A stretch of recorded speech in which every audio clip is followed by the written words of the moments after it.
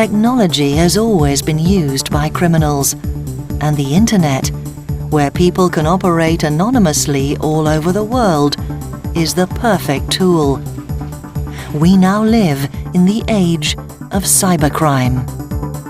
Cybercrime is fundamentally crime, but specifically using computers or the internet to deliver the attack. This is Fraser Howard.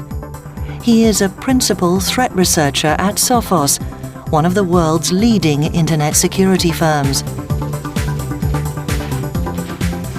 Internet security is basically the steps taken to protect yourself from online attacks.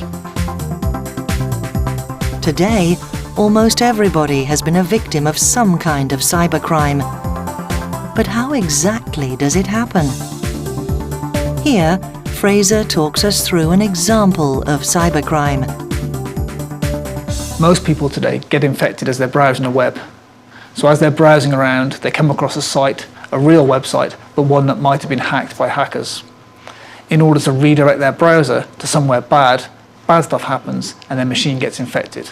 And that's what we have in this video here.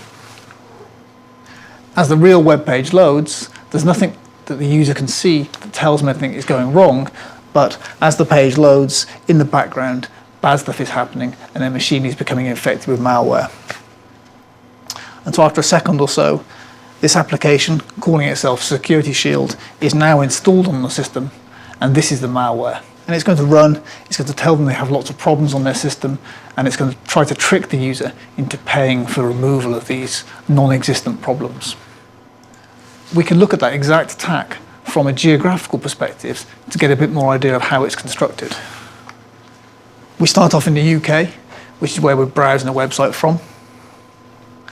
And that first real site that we're browsing to is hosted on a server in Vancouver, Canada.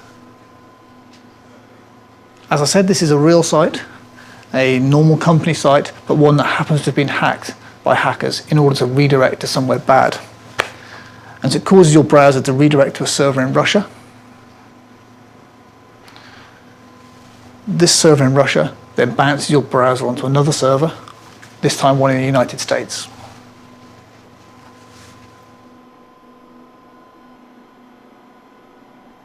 How do Sophos combat attacks like this? The thing you notice with that attack is there's a sequence of steps involved before the user actually gets infected. They browse the real website, they're redirected to another site, they're redirected again before finally getting infected with the threat, the malware itself. So our job at Sophos is to protect people from these attacks. So what we do is get visibility into how all these different attacks are working, understand all the different steps involved, such that we can publish the appropriate data and protect our customers from attacks like this by trying to take out all of the relevant steps involved. But it isn't easy. Cybercrime is changing all the time. One of the ways in which cybercrime is changing is the target, the actual data that the criminals are after is changing in form. Rather than just being focused on information stored on a computer, we're now looking at information stored on mobile devices.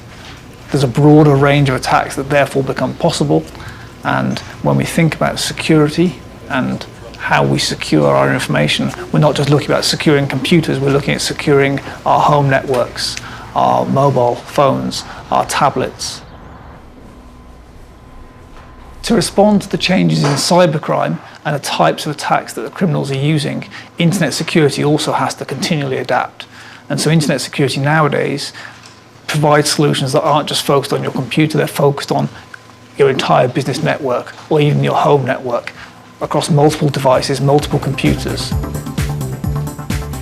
In this ever-changing technological landscape, it is important that Fraser and his team stay one step ahead of the cybercriminals. This research means we can adapt to new threats, and we need to adapt in order to survive.